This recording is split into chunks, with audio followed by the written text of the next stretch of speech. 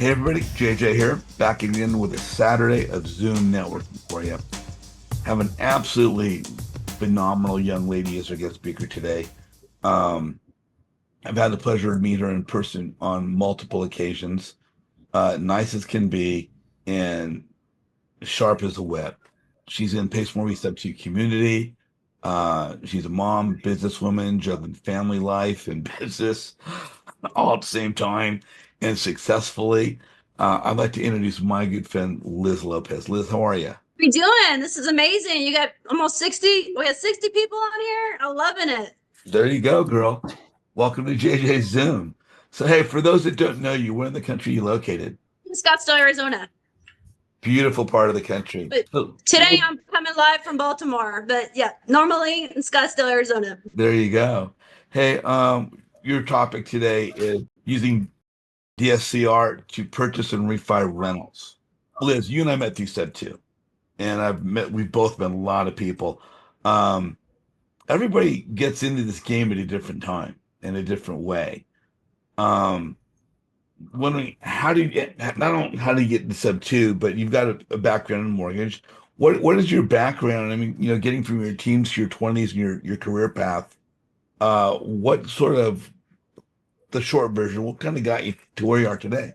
A friend of mine was in the mortgage business and he was like, I think you'd be really good in this. Yeah, I was bartending, I was going to school, I got one degree, I was going back for another degree, but I really didn't know, where I was going to land.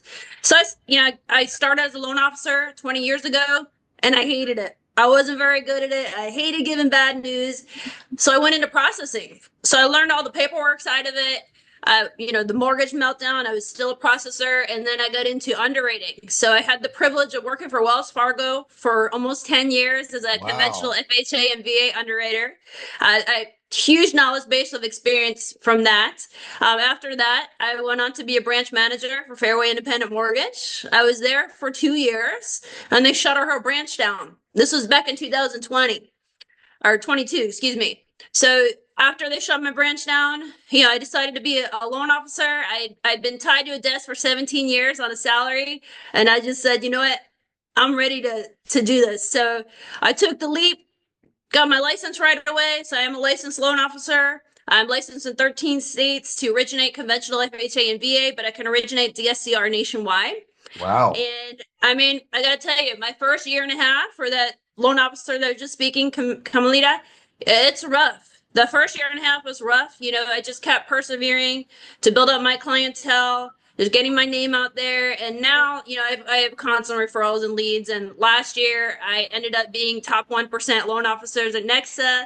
At a 2,900 loan officers, I closed 108 DSCR loans last year. Wow. And yeah, things are good now. I'm also a real estate investor.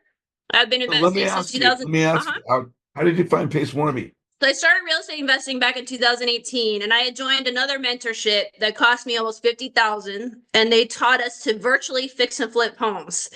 That was quite the experience. I was virtually fixing and flipping homes from Arizona to Houston, and man, I made all the mistakes. Yeah, I I did bought that. three I homes did at that too. once. I did that I too. tore them down to the studs. I was doing all these things thinking I was, I'm a real estate investor, but man, I learned a lot of lessons there. Not to mention in Texas, there's no GC licensing requirements. So you definitely have to be careful with those general contractors out there. Yeah, After yeah. that, I took a little break and, I lost some money. So I took a little break from that. But then, I'm underwriting loans and I'm underwriting these real estate investors loans and I'm going, man, like, look at this passive income that these people are making. And here I am, making a salary, but what am I going to do after this? So it was always in my mind to just get back into real estate investing, even though, I did take a big hit that first time. And I was just researching new mentors and I came across Pace. And as soon Mm. as I saw Pace, I was just watching video after video after video. And I was just mesmerized by him and his knowledge base and just his personality and his energy. So Okay. from there, I So decided to join Sub 2. you're both in Arizona. I guess you've had the chance to meet Pace down there. Yep. Again, your topic today is the DSCR loan. And we have a lot of people on the call that are experienced, know exactly what that is. We have some people on the call that are a little on the newer side, as we do people watching weeks and months down the line on YouTube. And when I was new in this investment game, I had no idea what loans were, much less a DSCR loan. So for people that are, getting up to speed a little bit newer, what is a DSCR loan? What is DS? DSCR. Yeah, it stands for debt service coverage ratio. And it basically means, does your rental income cover your mortgage payment? There's no job and no income requirements, so you could be retired and get into this. No W-2s, no pay stubs, no DTI. It's not DTI, debt to income based. Investment property loan. And basically, if it cash flows, you have a decent credit score, and you have the down payment, and there's no collateral issues, you can get into one of these loans. There you go. So your topic today is using them to purchase and refi rentals. Is there a difference with the DSCR in how it's used for purchasing versus refining? This, typically it's going to be 20% down. There are some lenders that will offer 15% down. The rate will be higher. Like I mentioned, everybody all the time, if you can get seller credit, we can buy down that interest rate. So you can get in with 15% down with a lower interest rate. I do have one creative lender that allows 10% down. That's my lender that we can do the Morby method on. So they will allow second lien position, and they are both recorded at closing. Now, on a refinance, if we're doing a cash out refinance, majority of these lenders are only going to go up to 75% loan to value. Mm-hmm. I do have a couple that'll do 80, but most of them are going to be at 75% on a rate and term or at 80. But the difference between the two on a purchase, if it's a vacant property or if it's owner occupied, we can always use any lender to get into that DSCR loan. Or on a refinance, some of these lenders require the property to be occupied. They require a lease agreement, but there's other lenders that don't, and we can do it if it's vacant. So that would probably be the main difference. A little bit of LTV differences, maybe a tiny little bit difference in the interest rate. And then some of the lenders will do vacant, where some will require that lease agreement. Now, what is the possibility? I know you're talking about building and rentals and income to cover the debt. Is this something can ever be done with raw land? The raw land would have to generate income at that point, right? To have a structure on it. Correct. Okay, all right. Corell, you're on with Liz Lopez. What's your question? Hi, Liz. I'm in Florida and I'm wondering or would like to get into buy and holds for rentals. Do I have to have the renter identified and the lease in hand? This is too easy, Liz. Certain lenders will require it, but there's other lenders that won't. And we won't have to have a lease. You can buy it as a vacant property. You can buy it if it's currently owner occupied and you're turning it into a rental. Okay. And even if it's a refinance and you don't have a lease, I have lenders that will still finance you. They'll go off of that market rent. So the way that we determine what the rental income is going to be, we get all of these lenders will require full appraisal for the DSCR loan, but then Okay. they're also going to complete a 1007 market rent analysis form. That is going to tell us what the market rent is for that property. So that's what the lenders are going to use. But like I mentioned, there are some lenders that will require a lease on a refi, but there's other lenders that won't. Something else, a little caveat there.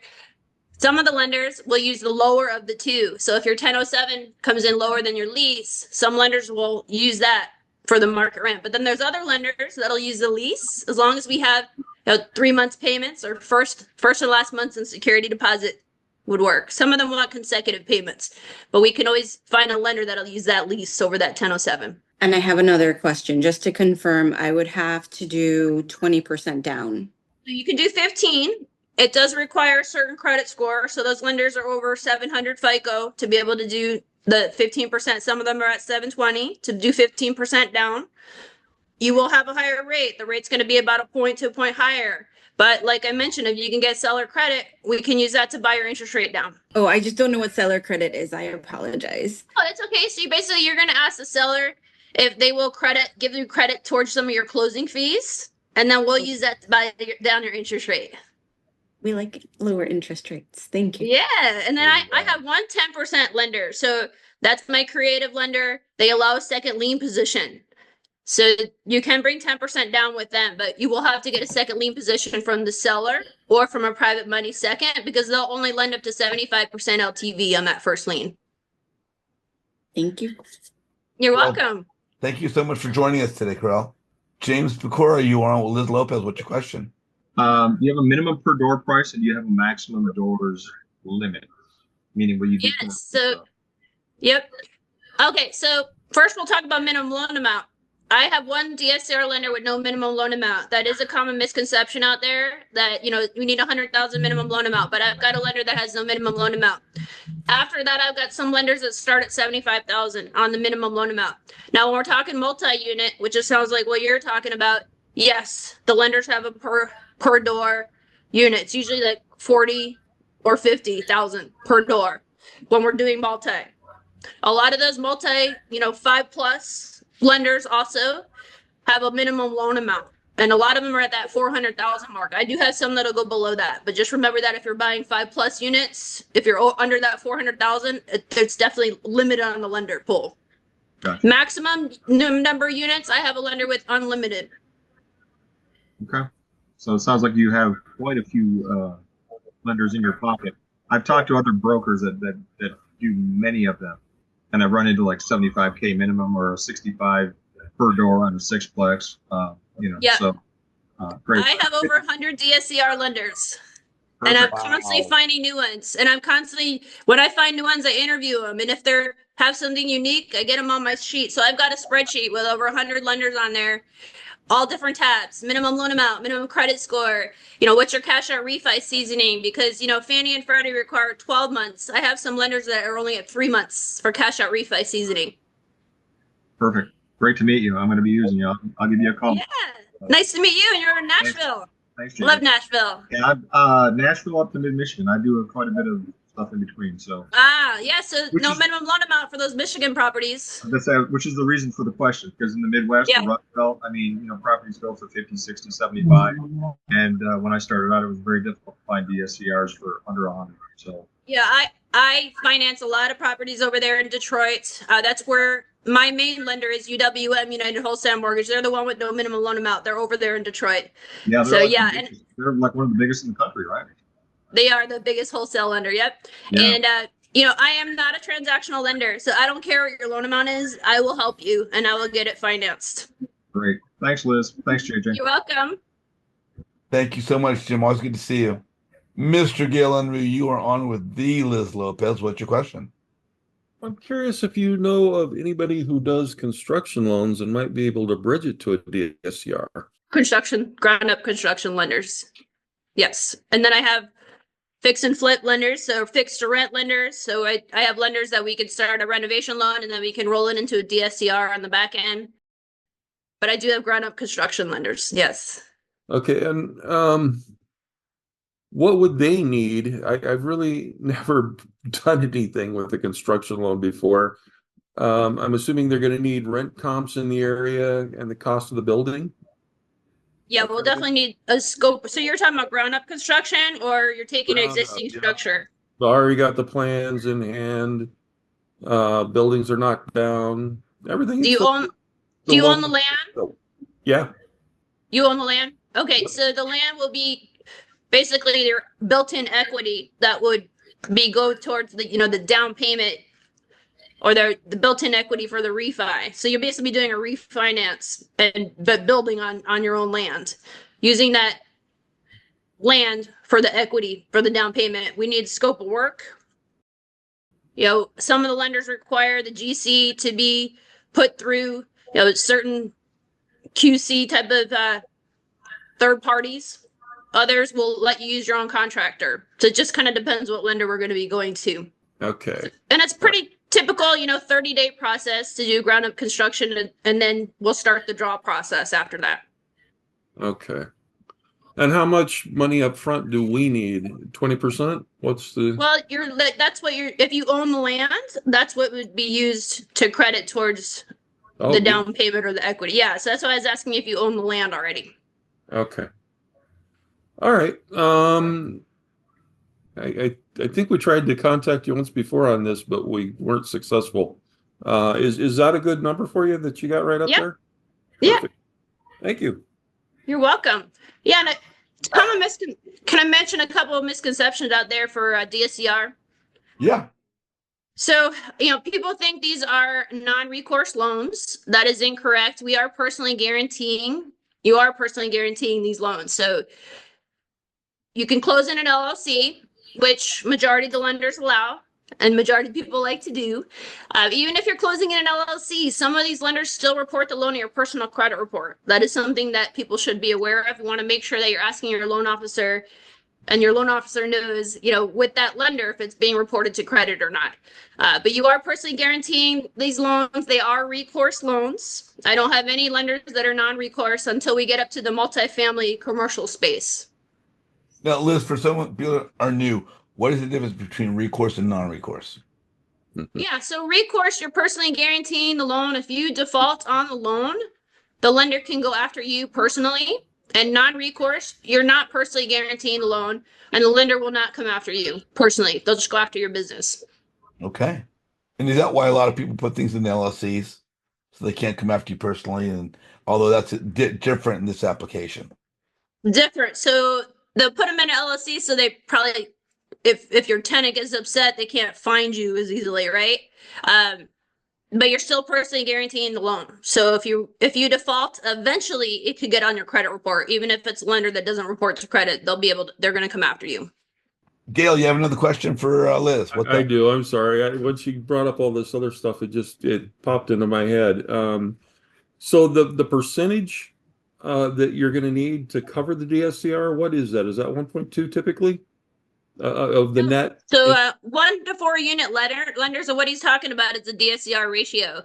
Well, once it gets constructed, you're going to need to see gross or net income above whatever your loan is by X. What is that? Right. So 1 to 4 unit lenders, they just need to see a 1 ratio.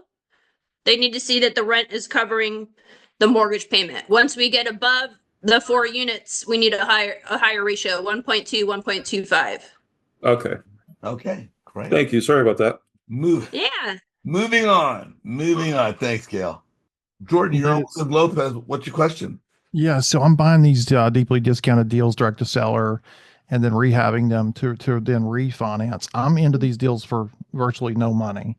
But like one I'm doing, it's purchase 140 and put 140 in it. I'm in it for 180, some holding costs, maybe 190, and it's worth 300. I mean, that's, like 60% or something of the value. Do I need to bring any money to the table on that? Refinance, no. So I'm getting my calculator up. 160 and a 300. Yeah, sure. 53% LTV. So, I mean, we could do a straight rate and term and just pay off the underlying lien. You have that built in almost 50% equity in there. Or you could do a rate and term right away, or we could do a cash out refi. You just have to wait the seasoning period, which, like I mentioned, I have some lenders at 3 months, and we could start that process before the 3 months, and then you can fund once you're in order at 3 months. Yeah. Also, if what if you find a tenant before you get this done and like it does come in higher than like whatever you said, the 10.77 or whatever that was. How much are they pushing back on that? I guess if it's a little bit higher than what they qualify as what the rental rates were. If you have a 1007 that comes in at 1,000 and your lease is at 5,000, they might question it, but I haven't had that come up yet. All my lenders have accepted the leases with verification of the payments. As far as doing a lease with selling it or giving them a lease with an option, does that do anything to maybe call the loan?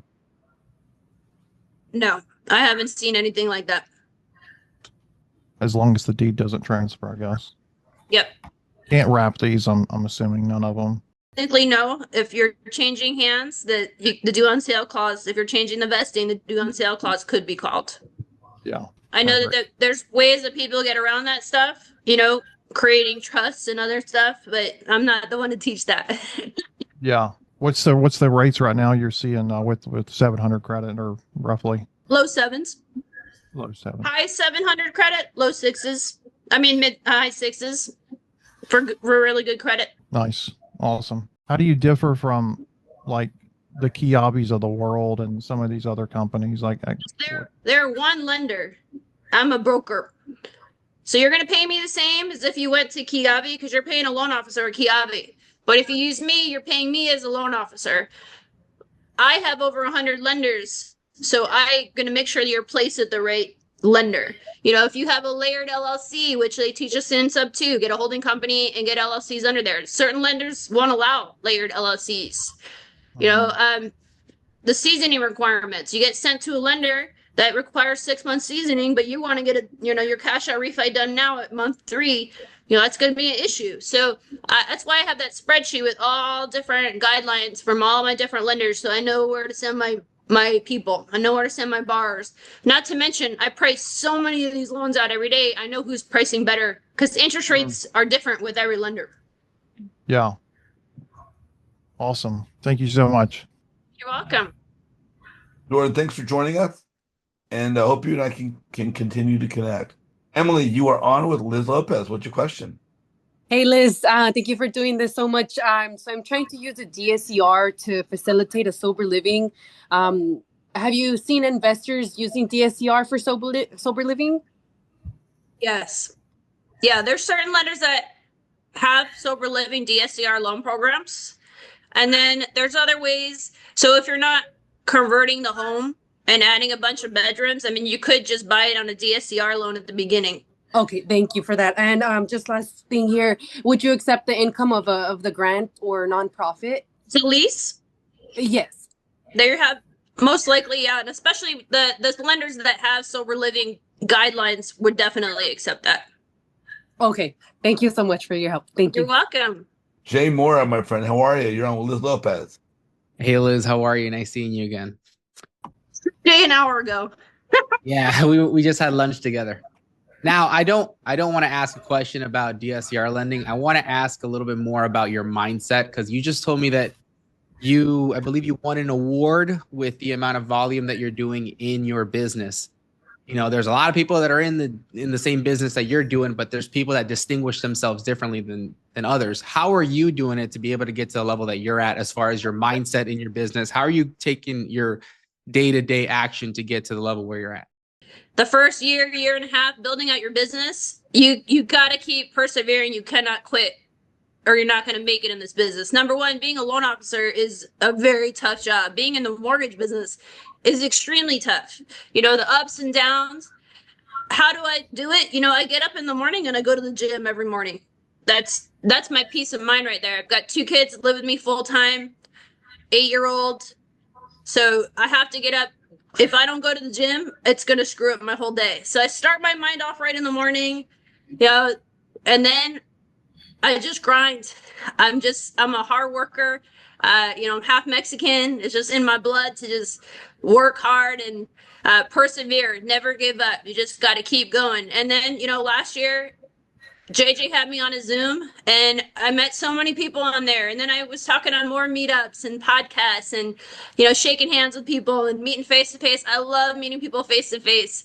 So you just got to keep going. And I just always try to have a positive outlook every day, no matter what's going on, because shit's just going to happen. You know, nobody's life is perfect. I've had a tough life with a lot of stuff going on, and especially in my real estate career. And you just got to keep going. For anybody out there, just keep going. Keep persevering. It'll eventually pay off. I love that. Thank you, Liz. Yeah, you're welcome. You're going to make me cry. Jay, always good to see you, my friend. Good to see you, brother. Always good to see you. Yeah, Liz, you have truly shot up out of the stratosphere. Your hard work has paid off. You're highly recognized, highly respected. You deserve every ounce of credit, recognition, acknowledgement comes your way. And most importantly, because you're a good person and you got a good heart and you do things the right way. Troy Caudell, my good friend out of Illinois, you are on with Liz Lopez, and I think you're both going to be at the picnic this year. You were both there last year, I'm pretty sure. Yeah, I met Troy last year at your picnic. Yep. Hi, Troy. I met Liz. Just had a quick question.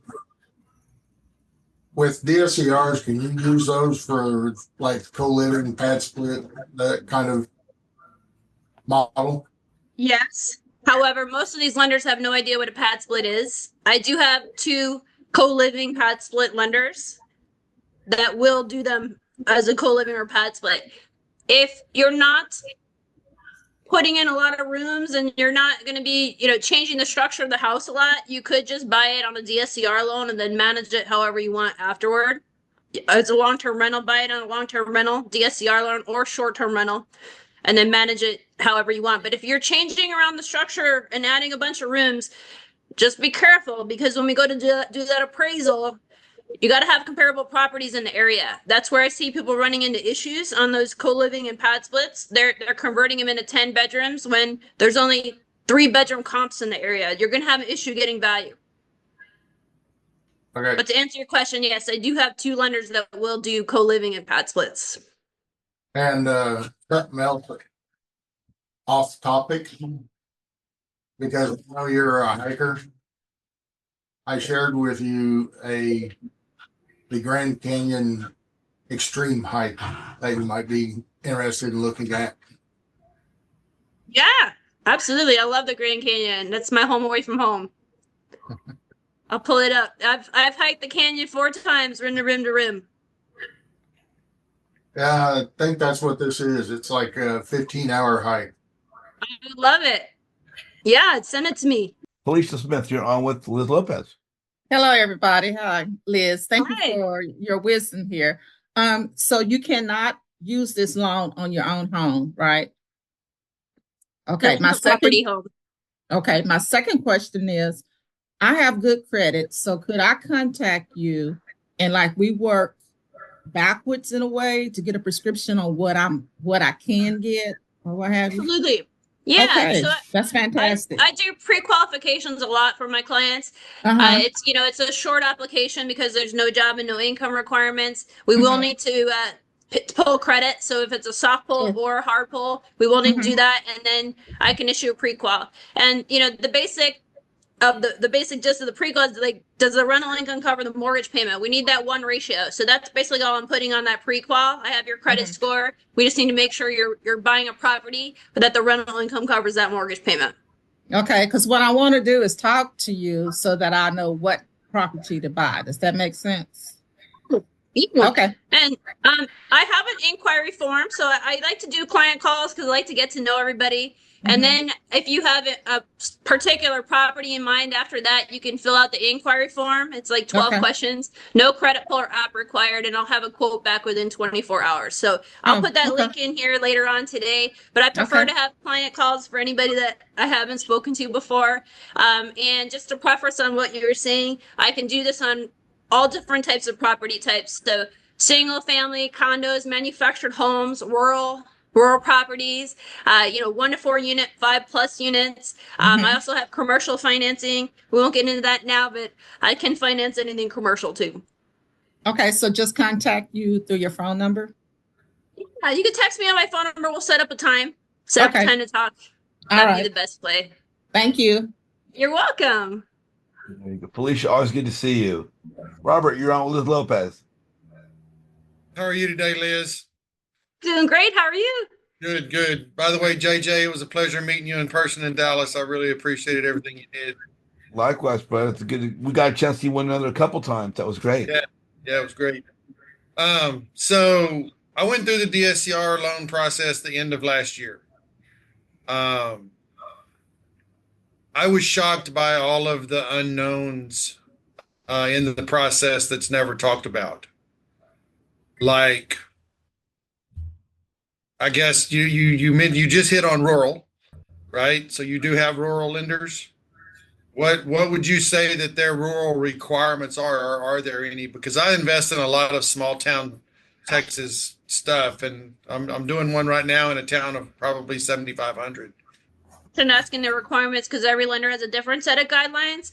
I would say, you're going to be a little bit more limited on your loan to value. Normally, I might have to put a little more on the down payment.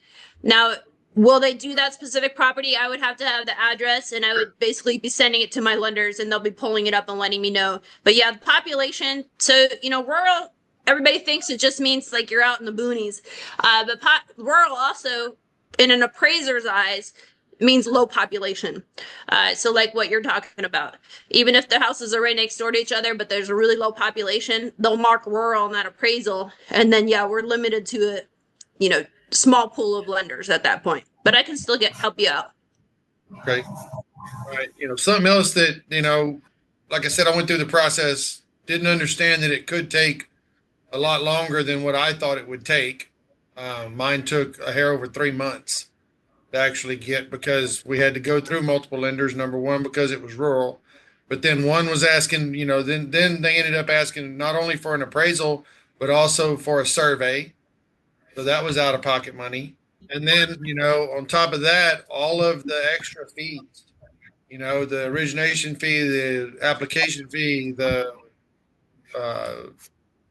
underwriter fee, it just, I wasn't expecting the end result to be quite that expensive.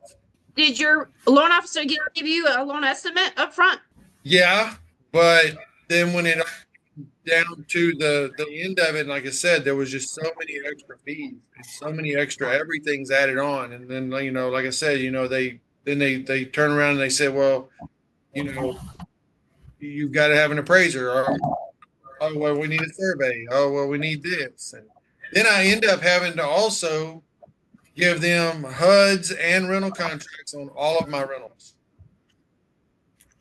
Is that common or different? Some of these lenders take a long time. Some of them are a lot faster. And unfortunately, it sounds like you didn't have a very seasoned loan officer with DSCR loans.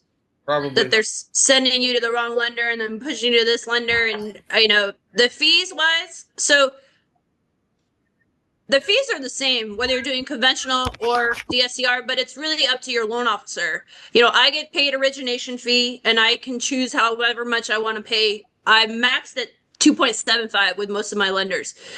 Besides the origination, that's the only fee I charge. Most other lenders are going to charge a processing fee. I don't, because I don't use a processor. I have an assistant. You're going to have your typical underwriting fee because that goes to the lender. But all the other junk fees, like application fee, that's just your loan officer adding that in there. Okay. And yeah, I guess I could just say next time, get all those fees up front if he didn't provide them or she didn't provide them. The survey's the only one that it sounds like they should have known it was Texas and you need a survey, but they didn't. So normally we always need surveys in Texas if there's not an existing survey on a property. But yeah, the fee shouldn't be that much more than a conventional loan, but it just sounds like there's some miscommunication with the loan officer and or not communicating that part to you until the end, which is a bummer because you probably had some sticker shock there when you were looking at that HUD. Oh, it was a lot. It was a lot. And I think what more so that I just feel like it all needs to be talked about more as far as, all the requirements and what does qualify and what doesn't qualify and all these things, because it's easy to say, oh, just DSCR out of it, or whatever. And that process isn't necessarily as cut and dry as most people make it sound. DSCR is an easier loan because there's no job and no income requirements, but it's also very complicated because every lender has a different set of guidelines. So Fannie and Freddie, you can go to Chase, go to Wells Fargo, you're going to get underwritten the same way. On a Fannie and Freddie, they might have a little bit of a difference in overlays. DSCR is not like that. Every lender is going to have a different set of guidelines. So yeah, I agree. Needs to be more talked about, definitely with your loan officers up front. All right. Well, thank y'all. Appreciate it. Yeah, you're welcome. Robert, always good to see you, my friend. Want to go over a few things. So I know that we talked about, and I keep looking at my phone because I'm pulling up a list because I don't have it on my computer because I'm in Baltimore. So property types we talked about, eligible borrowers. We can do these with U.S. citizens or foreign nationals. Minimum credit score, I can go down to a 600 on the credit score. When we're lower on the FICO, we're going to be limited on the loan to value. You're going to have a higher interest rate, but I can still go down to 600. We talked about no minimum loan amount. We talked about LTVs. Typically it's going to be 80%. Even on a cash out, I still have a couple lenders that can do the 80%. We talked about reporting to credit. So some lenders report to credit, some lenders don't. We talked about the ratio. So typical DSCR ratio is of 1 for the majority of these lenders. Prepayment penalties, something I didn't mention. These loans are typically going to be priced with a prepayment penalty, which is going to be different than a conventional loan because there's no prepays on a conventional loan. What does that mean? That means if you sell or refinance within that prepay time period, you will be assessed a fee. The most typical prepayment penalty out there is a 3-year step down. That means the first year you'll pay 1% of the outstanding, or excuse me, 3% of the outstanding balance, second year 2%, and the third year 1%. We can always ask for a lower prepay. You're not set into that prepayment penalty. So just because your loan officer quoted you a 3-year prepay, that doesn't mean that there's not a 1-year available. All these lenders will let us bite on that prepayment penalty to 1 year, and some of them will let us buy it out altogether. Just keep in mind when you have a lower prepay, you're going to have a higher interest rate. Reserves. These loans do require reserves. Typical reserves are going to be 3 to 6 months. So you'll need to have 3 to 6 months of payment somewhere that the lender can see. On cash out refinance, most of the lenders will let us use cash out proceeds for the reserves. I touched on cash out refi seasoning requirements. So I've got some lenders at 3 months. That means you have to own the property for that amount of time before you can take out additional equity. Majority of lenders are at 6 months, but I have a couple at 3. Seasoning off the MLS. So a lot of my investors are renovating those homes and they're putting them on the market and they can't sell them. They're coming to me after that because they need to get out of that hard money loan. Some lenders are going to have requirements if you list your home. Some of them won't do the loan, but there are a lot of them that will. Some of them are going to force you to have a prepay on your loan if you listed it. And other lenders that they're going to use the lower of your list price or your appraised value. So you want to remember that when you're listing it. If you get a new appraisal and it comes in higher, some of the lenders will make you still use the list price for the value. Let's see. Credit guarantor and money partners. Some of these lenders will allow you to add somebody into your LLC and you could do the loan under their credit. So credit sponsor, credit guarantor, it's only some lenders, not all of them, but if the credit person's 25% or more owner, you can do the loan under their credit, but you're still an owner of the property. So if you don't have good credit, you can utilize that. Same thing with private money lenders. If you're getting the money from somebody else for the down payment, if you add them to your LLC, a certain percentage of ownership, depending on the lender, the money can come from their LLC. We do have portfolio and blanket loans. So if you have a seller selling multiple properties at once, we could blanket it under the roof of one DSCR loan. There are additional requirements like for that, such as, usually the minimum value per property has to be $75,000. You also want to make sure, we're not going to a lender that's going to make you refi the whole portfolio if you decide to take one property out. We can do these DSCR loans for first-time home buyers, first-time investors. You don't have to be a seasoned investor to get a DSCR loan. So we typically want to look at these properties from long-term rents perspective and see if we can qualify them from long-term rents first. If we can't, then we can look at it as a short-term rental, mid-term rental. The way that the lenders do this on a purchase, we're going to look at AirDNA. We're going to pull the AirDNA report, see what income that shows. We want to see 60 to 70% occupancy or higher. But I get that question a lot. Like, does it have to be an established STR, short-term rental? No, it does not. It doesn't even have to be a short-term rental right now on a purchase. On a refinance, we can still get you. So say you renovated the property. Now it's a short-term rental. I can still get you in a DSCR loan, even if you don't have a history of any short-term rental income. Sergio, you are on with Liz Lopez. What's your question? Hey, Liz. My dad and I are currently in the process of, we own a small mobile home park, and we're in the process of fixing it up, and we want to sell it. And we just started looking into DSCR loans. That's why as soon as I got the text notification for this call, I jumped on right away because we just started looking into them. But we're not sure if that's the best type of loan for us because, like I said, we own the property free and clear, and we want to do some repairs on it before we sell it. So is a DSCR loan the type of loan we should be going after, or should we look at something else? So no renovation funds in a DSCR loan. These are for rent-ready properties. Now, on a mobile home park, we're taking it a step further.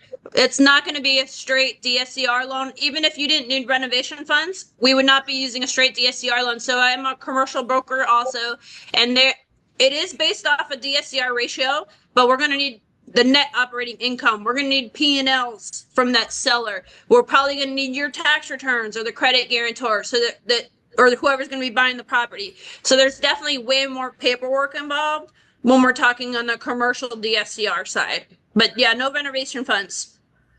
Okay, so we would need a different type of loan altogether. Yeah, you're going to need some type of renovation loan. Okay. All right. All right. Thank you, Liz. You're welcome. Mauricio, you're on with Liz Lopez. What's your question? Yes, Liz, thank you so much for your expertise and your time. I'm based in LA and I'm planning on acquiring investment properties and make use of the SB 9, the Senate Bill 9, that allow to increase density or more units on these properties. I wonder what is the best way to be able to include a DSCR loan? You'll have to do it after you renovate the property. So no renovation funds involved with the DSCR loan, only for rent ready. So you'll have to get a renovation loan, hard money loan. Well, the property in question would be already rentable. And then we would add 2 other units, or two ADUs. So the original unit can be rented in the meantime, and then we can build 2 other units and then rent those as well. So we could do a DSCR loan on the existing structure. And then once you build the other 2 ADUs, we can come back to me and I can do a DSCR loan on all of them. We just want to make sure there's comps. So if you're putting 2 ADUs, we want to make sure there's other properties with 2 ADUs, or else we're going to have an issue getting value. Fantastic. Okay, very good. Then I'll contact you later. Thank you so much. You're welcome. Thank you. Mauricio, thank you for joining us. Mr. Dustin Connor. Dustin, you're on with Liz Lopez. What's your question? Hey, Jay. Hi, Liz. My question was about an evergreen loan. Does that fall under a DSCR loan, or is that something completely different? It's an evergreen loan. It's for commercial, where you're actually inhabiting the commercial building yourself, but it's not necessarily a rental property. Are you familiar with that? I've never heard of it before. I'm going to look it up, though. Okay. I believe it was that. It might have been with the SBA. I had applied for one before, and it didn't end up working out for the purpose. Oh, you said it's an SBA loan? I believe it might have been an SBA. Okay. But I wasn't sure if that falls under the DSCR category, and if Nope. So SBA is business loan. It's for owner-occupied business loans. So if you're going to move your business into that property, then you could get an SBA loan. And that's only like 10% down. Terms are really good on SBA loans. Calvin, you are on with Liz Lopez. What's your question? So I had a question about new construction, multifamily. Because right now I'm looking to purchase a pad split. So I've seen some new constructions in the Chicago area, 3 units, and each unit is 3 bedrooms. Some of them are 4 bedrooms. So I'm just wondering, how does a DSCR loan work with that? Does it will it allow me to qualify for a pad split or multifamily? Yeah, so there's a couple of lenders that will do pad splits, and I have a lot of lenders that'll do multifamilies, but they don't have renovation funds. So you're going to have to build those units first, and then we can get you on a DSCR loan. Well, the properties are already newly constructed and they're for sale, but they've been sitting on market for quite some time. So I'm just wondering if I want to, purchase these buildings for a pad split. Well, how would the DSCR work? Gotcha. Yeah. So, I mean, I would just do a straight DSCR and then manage it as a pad split afterward. It'd probably be easier that way, since you're not converting the properties, and it sounds like there are comparable properties in the area. I would just buy it on a straight DSCR loan. Okay. And you said that some DSCR loans require to have at least a 600 plus credit score. Yeah. I have got one lender with no FICO requirement, but they only lend up to 50% LTV. So most people don't even want to go there. Then, 60, 65% LTV, I've got lenders with a 600 credit score. But I would definitely work on getting the score up as high as you can because it highly affects your interest rate. Okay. Okay. That's good to know. I appreciate that. Yeah, you're welcome. Thank you. Mr. Tim Clark, you are on with the Liz Lopez. Hi, JJ. Hi, Liz. Thanks for all the valuable information. So I just had a question. Do any of your borrowers allow for do any of your lenders allow for the borrower to use like a seller carryback to cover the down payment? Yeah, so that lender does require 10% down. They'll lend 75% LTV on the first lien. They do have a 75,000 minimum loan amount. Okay. But so 75% LTV first lien, you bring 10% down, and then you have a seller or private money cover that gap, the gap funds, and create a note for the second lien position. And that lender allows that. So we're going to be recording both notes at closing. Good. All right. Excellent. Yeah, because one of the things that we specialize in is lending the seller carryback fundings on the upfront, so that maybe more lenders would be able to do those kind of deals with the borrower. So that's good to know that you have one that's already in place that will accept those. That's great. Yep. And right. like I mentioned, 10% down, and they don't season those funds, so they just have to be in the bank account by a week before closing. So they're not going to ask where the money came from. That's great. No, okay, that's good to know too. The seasoning is important. Yes. All right. So you said what was it? 10 days?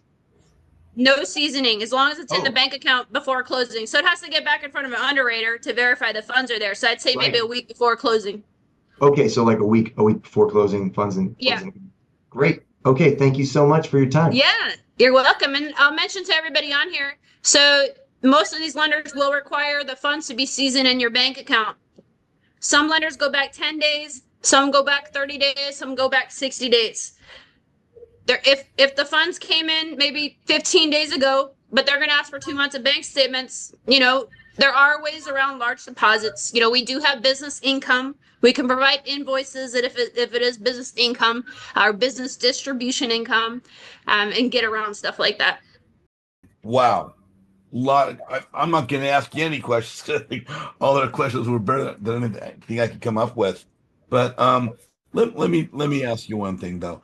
On your journey, as you obviously become extremely knowledgeable, was there anybody that played like a key role in your growth? As far as the people that you've come across their path or they've come across yours.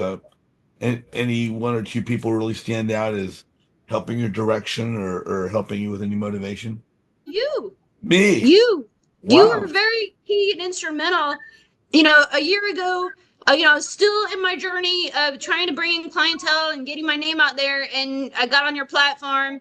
I had so many people coming up to me and reaching out to me after that, and then I went to your picnic last June, and I met so many more people there. So you were very instrumental in propelling me up there last year. So Thank you very much, JJ. No, my pleasure entirely. Okay, let's get to the breakout rooms. I got 2 last questions for you. Guys, don't jump off the call, guys. The breakout rooms are excellent. You don't want to miss this. But last 2 questions. If people are watching right now, either live or on YouTube weeks and months down the line, they want to connect with you, they want to talk with you about whatever it may be, particular question, book, service, product, working with you, what's the best way to reach you? Is it your MySpace, your TikTok, your Snapchat, is it website? What's the best way to reach Liz Lopez? Here's my email. Facebook, I post the most. You can DM me on Facebook. You can send me a text message. I respond right away. I love to talk to everybody and set up a call and just get to know you 101. And then, if you guys are out in J&J's picnic in June, I'll be there speaking. So I'd love to meet you guys, and I'm looking forward to that. My last question for you before we part ways. I always talk about networking and the importance of building relationships and, leveraging social media for one's advantage to grow their business and build their network. For yourself, someone who's, been at this for more than a minute, you're not new and you become very successful.